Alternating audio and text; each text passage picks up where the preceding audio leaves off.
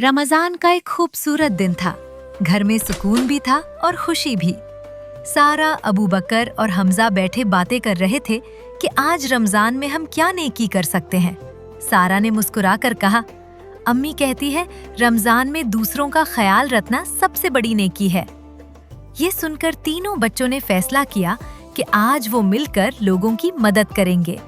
घर से बाहर निकलते हुए उन्होंने देखा कि एक बूढ़े बाबा सड़क पार करने की कोशिश कर रहे हैं।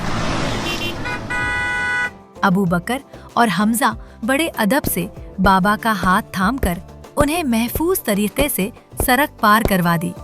बाबा ने खुश होकर दुआ दी और बच्चों के दिल खुशी से भर गए।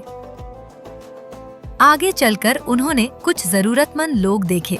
सारा ने आहिस्ता से कहा, क्यों ना हम अपनी पॉकेट मनी से कुछ करें। तीनों बच्चों ने अपनी जेबों से पैसे निकाले और छोटे छोटे राशन के बैग बनाए, आटा, चावल और चंद जरूरी चीजें।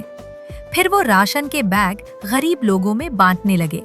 लोगों के चेहरों पर मुस्कुराहट आ गई और दिल से दुआएं निकलने लगीं। हमजा ने खुश होकर कहा, आज दिल बहुत खुश है।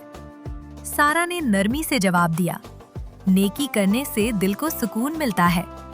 अबू बकर मुस्कुराकर बोला, यही तो रमजान की असल खुशी है।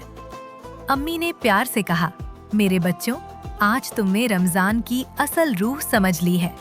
उस दिन तीनों बच्चों ने जान लिया कि रमजान सिर्फ रोजा रखने का नाम नहीं, बल्कि दूसरों का एहसास करने का नाम है।